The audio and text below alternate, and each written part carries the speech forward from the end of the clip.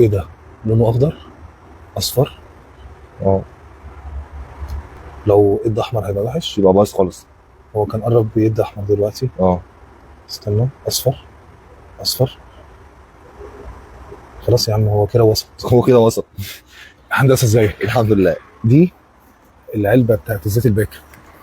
هو دي خزنه زيت الباكن.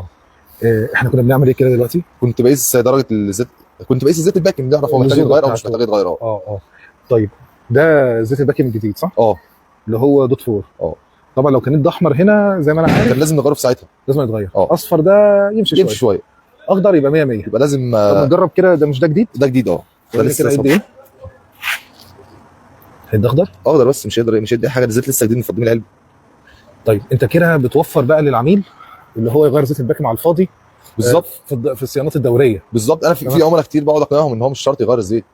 اقنعهم هو بالامر. بيبقى عايز مثلا كل 10000. ما انا جيت الان بسبب الموضوع ده، كل 10000 عايز اغير زيت 20000، حرام تكلفه على الفاضي. هو كده كده جداول الصيانات بتبقى تقريبا حطها كل في 40. 40000. اه واحنا يعني احنا بنحاول نلتزم بجدول الصيانات الا لو عميل بقى ايه متعسر شويه. بالظبط. خطوره الزيت الباكن كبيره قوي، وفي اخطاء بيرتكبها الناس في الزيت الباكن واختيار نوع زيت الباكن طبعا. كتيره. طبعا. نتكلم الاول على مخاطر الزيت الباكن. لو زيت الباكن قعد فتره طويله وكده ممكن يبوظ المصدر العمومي. يبوظه طبعا، لان المصدر العمومي ده على كاوتش داخلي مم. وتسهات كده صغيره. جلدة فطبعا الزيت دوت اول ما اللزوجه المصدر. بتاعته تخف خالص بيعمل رواسب، بيبدا يعمل انتفاخ في الألسي بتاع المصدر ده. يبدا المصدر يهرب زيت، بالتالي لما يجي يدوس فرامل مفيش كبس زيت محضر، يدوس على ممكن الفاضي. الفرامل تهرب منه زي عادل امام كده في لحظه.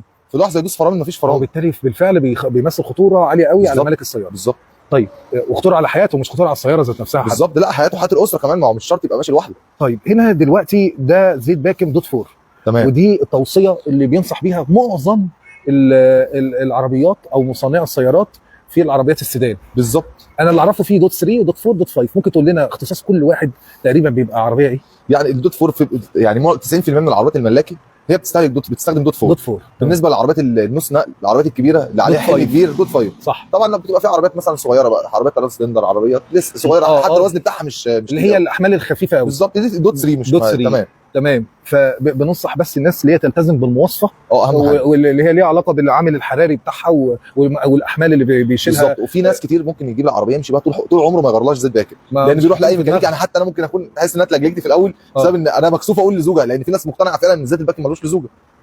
لا هو هيفضل موجود طول عمره. دي ثقافه قديمه قوي في العربيات القديمه، وصعبه قوي تتغير، وصعبه قوي تقنع عميل بيها. بس عايز اقول لك على حاجه، القلم ده يقنع اللي ما يقتنعش. بالظبط. شكرا يا هندسه، وكتر خيرك.